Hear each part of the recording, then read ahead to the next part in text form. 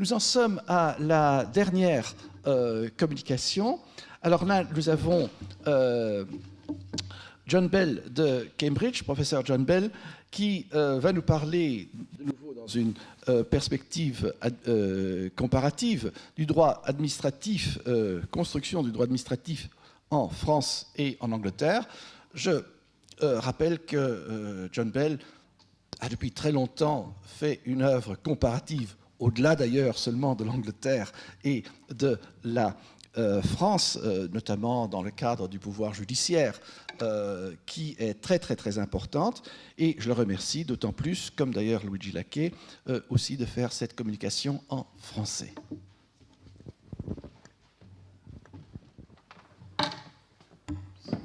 Donc, je remercie Alain de l'invitation. Il a bien fait de rappeler le brouillard du Royaume-Uni ce matin. Et je me souviens du titre du journal anglais qui disait « Brouillard sur la Manche, le continent isolé ». C'est notre perspective, peut-être. Je prends l'exemple du droit administratif en France, en Angleterre, parce que c'est un droit prétorien, et si on prend l'année 1800, c'est un sujet sans code, sans formation de juriste, et même sans sujet dans les titres des livres. En l'absence d'un code, comment le droit administratif est-il identifié? Comment il obtient sa structure? Pour moi, c'est clair que c'est l'œuvre de la doctrine. L'existence de cette doctrine dépend de deux facteurs. L'existence d'une pratique professionnelle, surtout juridictionnelle, et l'enseignement. Gestaz et Jamin proposent que l'existence de la doctrine dépend de la qualité des écrits, d'une collégialité parmi les auteurs et d'une certaine méfiance des juristes par rapport à d'autres disciplines. Pour moi, l'essentiel est le rapport entre la réflexion critique et la pratique, ainsi que l'enseignement avec les grands publics non académiques. La doctrine a trois objectifs. Premièrement, la divulgation. C'est l'accessibilité, surtout dans un système sans code, l'accessibilité des règles de droit et des principes. C'est le sommaire des différentes lois qui gouvernent les activités de l'administration. Le caractère diffus de ces règles rend nécessaire une deuxième activité, c'est la systématisation. Le système des règles et de la jurisprudence n'est pas du tout évident. Et en fin de compte, c'est nécessaire d'avoir une réflexion critique pour réformer et aussi pour améliorer les lois et également la jurisprudence. Le droit administratif n'apparaît pas d'un seul coup, mais apparaît petit à petit, et surtout, je crois que ça apparaît à travers la réflexion doctrinale autour des activités des juridictions, parce que les juridictions, la possibilité d'avoir des litiges donne l'importance pour les professionnels en droit, et l'enseignement parce que c'est l'enseignement d'un marché au livre et aussi rend nécessaire la systématisation. Donc, je vais présenter ces deux activités, l'activité professionnelle et ensuite l'enseignement. Je prendrai la France et l'Angleterre pour, et je dis bien l'Angleterre, ce n'est pas les droits britanniques, pour montrer un peu les systèmes de différence. L'activité professionnelle est constituée par les conseils juridiques et par les décisions de justice. Les deux créent des besoins des ouvrages de la doctrine, mais je me limite à deux questions. Premièrement, l'importance quantitative de l'activité juridictionnelle et deuxièmement, la cohérence du sujet. Prenons l'importance quantitative. À vrai dire, dans l'Angleterre, c'est vraiment après 1945 et surtout depuis 1957 qu'il y a une activité professionnelle importante autour du droit administratif. Cela résulte de deux raisons. L'absence d'une activité cohérente des juridictions et l'absence d'une conception cohérente de l'administration. En Angleterre, comme Alain m'a bien dit, il y avait au XIXe siècle et même avant plusieurs writs, c'est-à-dire voies d'action en justice. En effet, il y avait plusieurs ordonnances de la High Court pour contrôler les instances inférieures, chacun avec ses propres règles. Donc, on avait certiorari, notre prononciation du latin, pour casser les décisions des juridictions inférieures, mandamus pour commander l'exécution d'un devoir par une administration, et prohibition pour interdire l'action d'une administration. Et finalement, habeas corpus pour libérer ou justifier la détention d'un individu.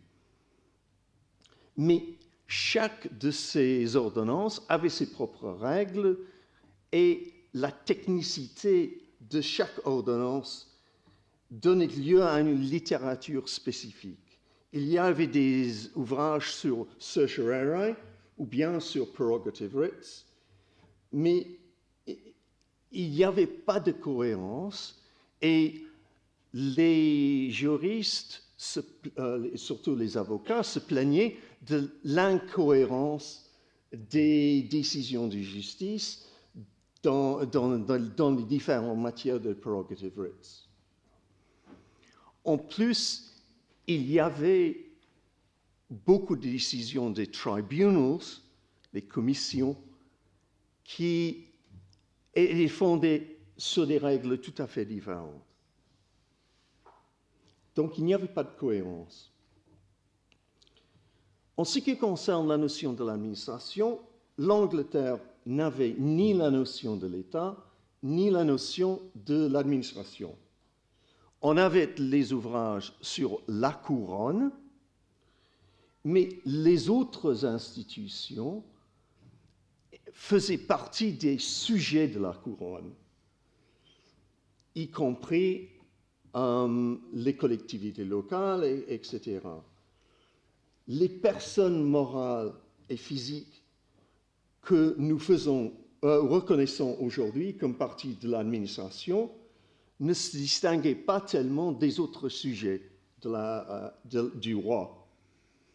La collectivité locale, l'université et la société commerciale étaient des chartered corporations, personnes morales créées par l'acte de la reine ou du roi, et les règles concernant l'obligation de respecter la légalité étaient presque les mêmes. Même aujourd'hui, en matière de l'égalité de l'administration, l'arrêt fondamental qu'on cite concerne une société de chemin de fer. Le caractère indistinct de la notion de l'administration est le résultat également du fait que les Justices of the Peace exerçaient non seulement des fonctions administratives, mais également des fonctions pénales, de justice pénale. Aujourd'hui, Justice of the Peace juge 95% des affaires au pénal. Mais il avait également compétence en matière de débit de boissons, l'organisation des personnes pauvres, etc., surtout dans la campagne. Comme d'ailleurs aux Pays-Bas ou en Suède, l'organisation de l'activité gouvernementale se faisait par des boards, c'est-à-dire les administrations ponctuelles, et la notion des ministères n'existe que comme résultat de la Première Guerre mondiale. Ce qui fait qu'il n'y avait pas de cohérence dans la notion d'administration et ni dans les règles qui concernaient cette administration. Et donc, on n'avait pas vraiment de cohérence dans l'activité professionnelle par rapport à l'administration ou au litige contre l'administration. De Smith écrivait en 1959 que le nombre d'affaires était très faible et que les recours de la High Court en matière de certiorari était essentiellement contre les Justices of the Peace, en matière pénale, en matière de débit de boissons, ou contre les tribunals. Donc, face à des affaires qui avaient un caractère hétérogène et qui n'avaient été suivies par des avocats de formation très généraliste, souvent formés dans une matière autre que le droit, le juge n'était pas dans la possibilité d'articuler des grands principes. Et donc, on n'avait pas de cohérence. La littérature professionnelle, c'était plutôt écrit avant 1960 sur les activités administratives ponctuelles, local government law, hospital law, compulsory purchase, des choses comme ça, mais pas sur les grands principes. Et avant 1970, à peu près, il n'y avait pas de grands cabinets qui spécialisaient en droit administratif. Si on compare la France avec une structure assez centralisée, avec les préfets, avec les ministères, avec les activités centralisées, par exemple l'enseignement national, les hôpitaux et plusieurs administrations de telle sorte, il y avait une grande différence entre les deux pays. C'était plutôt une commission, Franks, qui a donné son rapport en 1957 et qu'a induit le législateur de donner un peu de cohérence dans le contrôle de l'administration. Mais c'est vraiment seulement en 2007, avec la loi de 2007, qu'on a eu une cohérence totale. La cohérence des principes généraux, c'est l'activité surtout de la doctrine entre 1960 et 1999. Si on compare la France, la création du Conseil d'État en 1799 a donné un nouvel élan au principe général du droit administratif. La Révolution a gardé l'interdiction des juridictions ordinaires de troubler l'administration qui était imposée originellement par l'édit de changement en ley de 1641. Et les litiges concernant l'administration restaient distincts. Et ces litiges étaient assez nombreux. Sous la Restauration, il y avait déjà 400 affaires par an devant le Conseil d'État en matière de contrôle de l'administration.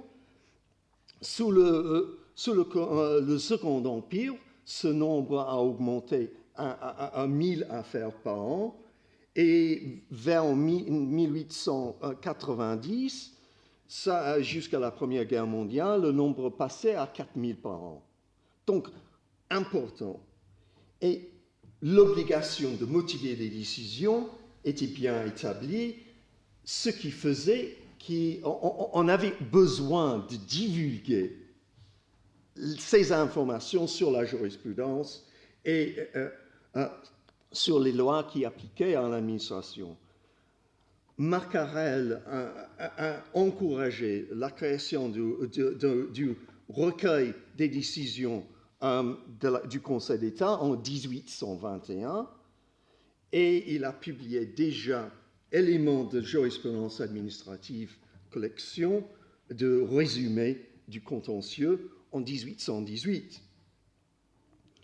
Donc, on avait une activité juridictionnelle distincte qui menait à des ouvrages de doctrine. Et l'activité de l'administration, comme j'ai déjà dit, était importante parce que ça recouvrait un très grand nombre d'activités contrôlées par l'administration et par des ministères. Il y avait des ministères en France. On avait la défense nationale, les cultes, et un très grand nombre d'administrations. Et parce que l'administration était active, on pouvait avoir des litiges de caractère administratif. On reconnaissait, si vous regardez les tables du recueil Le Bon, vous voyez l'activité de l'administration était assez cohérente. Donc, l'activité de divulgation était suivie par la systématisation d'un manuel et même par les critiques dans les commentaires, tels que la revue Thémis ou la revue Wolowski depuis 1821. Donc, on a un très décalage entre ce qui se faisait en France et ce qui se faisait en Angleterre. Et c'était à cause, principalement, du caractère cohérent de l'administration et de l'importance et de quantité de la jurisprudence. Si on prend l'enseignement, il y en a deux questions à poser. Premièrement, est-ce que le droit administratif est une matière reconnue dans le programme universitaire? Et en second lieu, est-ce qu'il y en a des personnes capables de l'enseigner? 1809, ni l'un ni l'autre, ni en Angleterre, ni en France.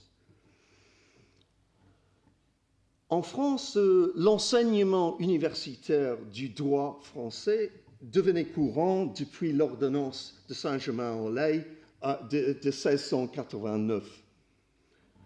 En Angleterre, il devait attendre 1980 avant qu'il soit obligatoire pour le juriste d'être diplômé.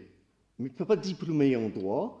Et même les réformes proposées en avril 2017 par les solliciteurs refusent l'idée que le juriste doit être formé en droit.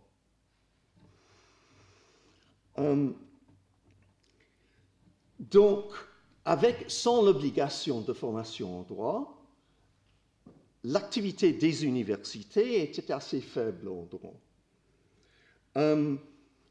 Même si l'Oxford et Cambridge ont enseigné le droit canon, le droit romain, depuis au moins 1180,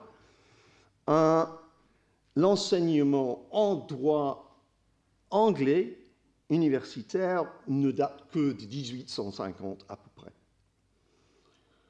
University College London a commencé son programme de diplôme en droit en 1829, mais le nombre de diplômés le long du 19e siècle n'était que 134.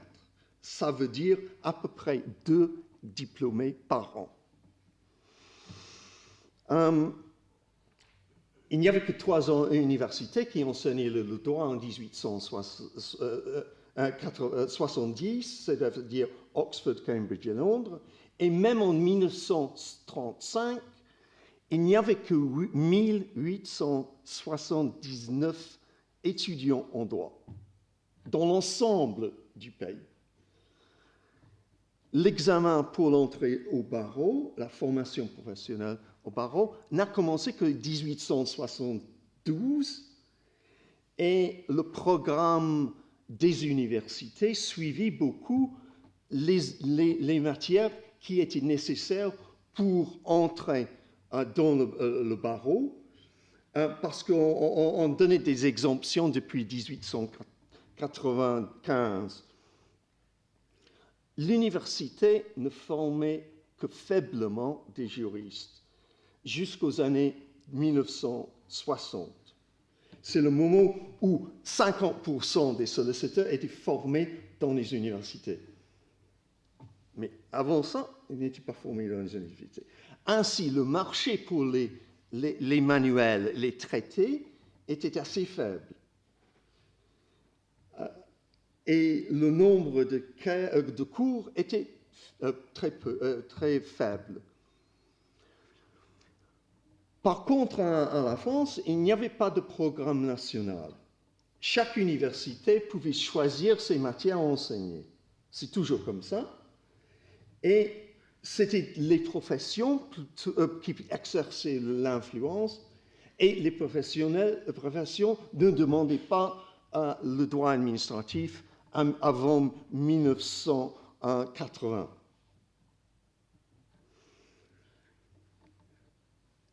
Il y avait donc très peu d'enseignements dans le droit administratif.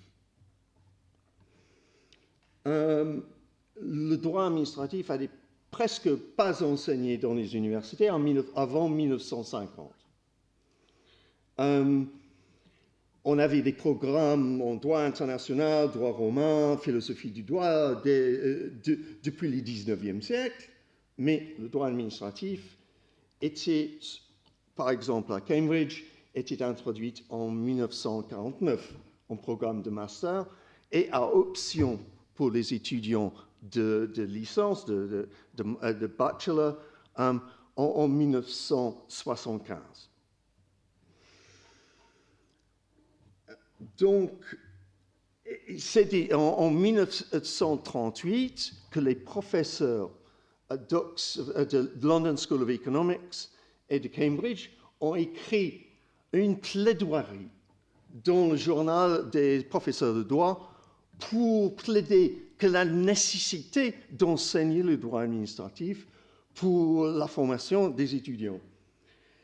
Mais ce message a dû être répété par Harry Street, professeur de Manchester, en 1953. Et c'était très difficile de faire reconnaître. En partie, c'est l'influence de Dicey, qui a écrit son livre sur l'introduction au droit constitutionnel en 1885, et lui a rejeté l'idée d'un droit administratif dans le sens français.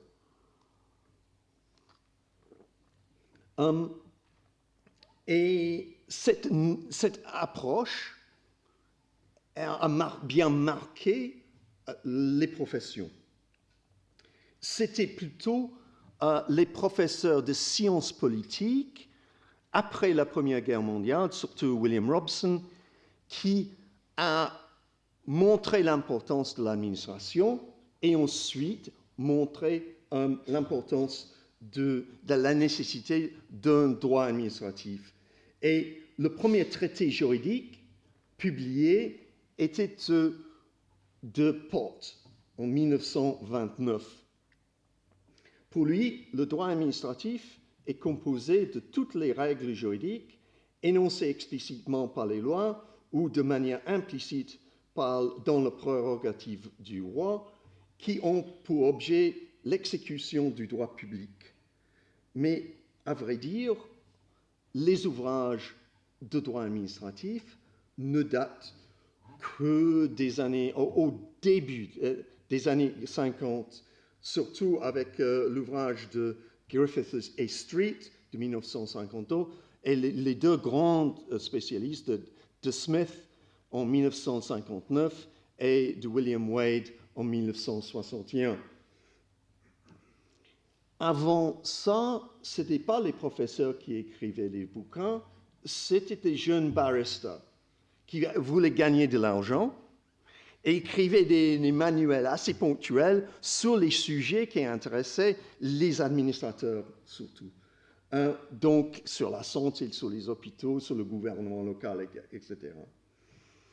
Et le nombre d'enseignants était très faible.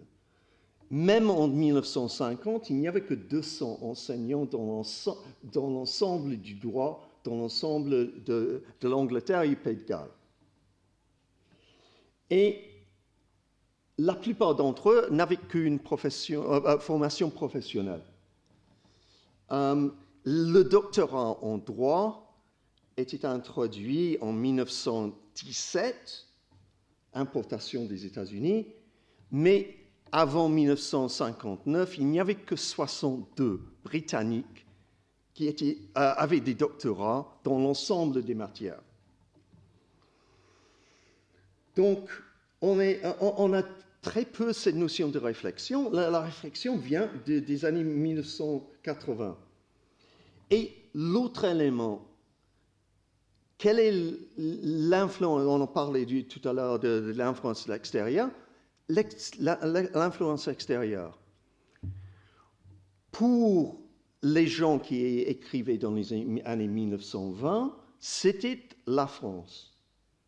Mais, comme avec Dicey, c'était refusé. Et après la Deuxième Guerre mondiale, c'est vraiment les États-Unis, surtout l'importance de l'Administrative Law Procedure Act de 1946 et des traités de Gellhorn et Casebook de Davies de 1951 qui ont vraiment formé la notion d'un droit administratif. Par contre, la France a eu un programme national depuis la loi du 20 Ventose en 12, c'est-à-dire de 1900, même temps que le Code civil, de 1804, dont l'enseignement a commencé en 1808. Et le premier chaire ici à Paris est de 1819, Gérondeau. Et dans la Provence, les années 1830. Bon, il y avait un programme national de droit administratif depuis 1857. Et les cours étaient publiés, bon, les polycopiés, etc., mais c'est vraiment des textes. Bien sûr, pour la plupart, c'était des textes de divulgation. Les vraies systématisations commençaient plutôt vers les années 1860, mais quand même, on avait vraiment le commencement de la doctrine française. Et c'était surtout avec la création du programme de doctorat en 1870, qui avait déjà une quarantaine d'étudiants, qui était important parce que un des premiers professeurs à enseigner dans ce programme, c'était Édouard de Laferrière, qui ensuite a publié son traité de droit administratif, qui est est vu comme le fondement de la doctrine administrative. C'est-à-dire, avec les doctorants qui faisaient le critique, quarantaine par an, qui faisaient une réflexion critique sur le droit, et également avec les traités critiques, c'était important. On avait l'obligation depuis 1810 pour les avocats d'être licenciés en droit, et en plus, on avait de la formation des fonctionnaires. On a créé des écoles pour en former les grands fonctionnaires. Donc, par exemple, on a eu des programmes de droit administratif à l'école des ponts et chaussées depuis 1831. Les enseignants de ces programmes étaient des gens comme Aucoq et Laferrière, qui étaient membres du Conseil d'État. Et c'est justement, surtout avec la création de l'école de sciences politiques en 1872, qu'on a cette relation entre les professionnels en droit, les membres du Conseil d'État, et l'enseignement et la doctrine, parce que les cours publiés pour ces programmes, par exemple, plus récemment par Audin, Brébant et Stirn, sont des ouvrages de la doctrine également. Donc, par rapport à l'Angleterre, il y avait vraiment la formation des fonctionnaires et la formation des juristes. La formation des juristes chez nous, c'est difficile, et en plus, la formation des fonctionnaires n'existait avant 1968. Et l'importance pour la France du commissaire du gouvernement est importante, parce que le commissaire du gouvernement est enseigné à Sciences Po, Ponts et Chaussées, etc., et aussi utiliser ses conclusions pour faire la doctrine sur les matières. Et par exemple, on voit Aucoq présente les principes du recours de l'excès du pouvoir dans sa conclusion dans l'affaire Bizet de 1867 et ensuite dans son manuel. Donc, l'enseignement crée la demande pour la simplification, la systématisation du droit, et cette systématisation du droit est l'essentiel pour le système prétorien, avec des interventions assez dispersées de l'administration et du législateur. La demande des étudiants qui veulent devenir des praticiens, soit des avocats, soit des fonctionnaires, et aussi crée la demande pour les ouvrages de la doctrine. C'est l'absence des deux qui a retardé la notion du droit administratif à la reconnaissance du sujet chez nous, mais je dois dire, pour finir, que la situation actuelle est en bon état. Nous avons eu à Cambridge le Public Law Conference lancé en 2014 qui rassemble plus de 200 participants des pays de common law, y compris les autres magistrats. Et donc, la doctrine est en plein essor en Angleterre, même si c'est bien retardé. Merci.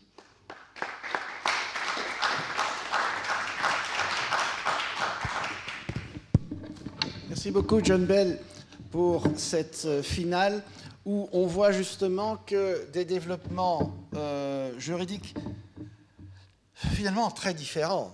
Je crois que pour les juristes français qui ne connaissent pas ces développements en Angleterre que vous avez évoqués, ça peut évidemment être un peu un choc de voir qu'un pays industrialisé, un pays qui était quand même à l'avance pour la révolution industrielle, pour l'établissement d'un État-nation, et en fait dû attendre aussi longtemps pour reconnaître, pour que dans la culture juridique des agents de l'État et des juristes qu'on ait voulu reconnaître une catégorie qui, sur le continent et en France certainement, c'était déjà depuis longtemps établi du droit administratif même.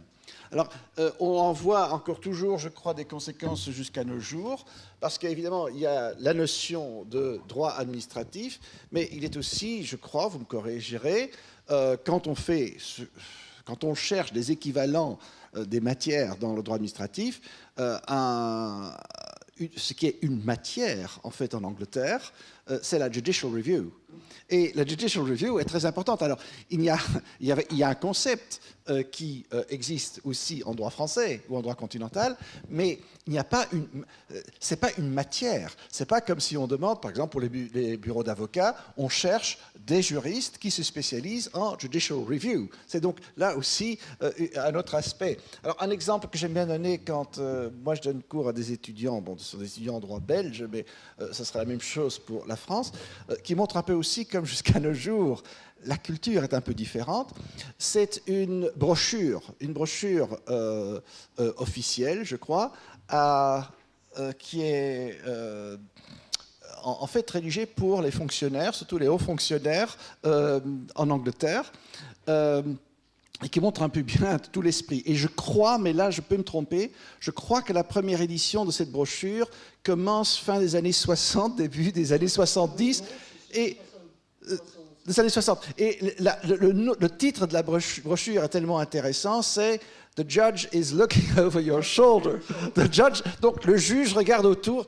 Donc une brochure, si vous devenez fonctionnaire ou si vous accédez à une fonction supérieure de la fonction publique, vous recevez cette brochure qui est une sorte de manuel qui vous dit « Le juge regarde au-dessus de votre épaule ». Et ça commence par dire, vous êtes un fonctionnaire, vous travaillez pour le ministre, vous regardez ce qu'il y a dans la loi. La loi dit que le ministre a telle et telle compétence, etc., pour, à discrétion, décider de cela.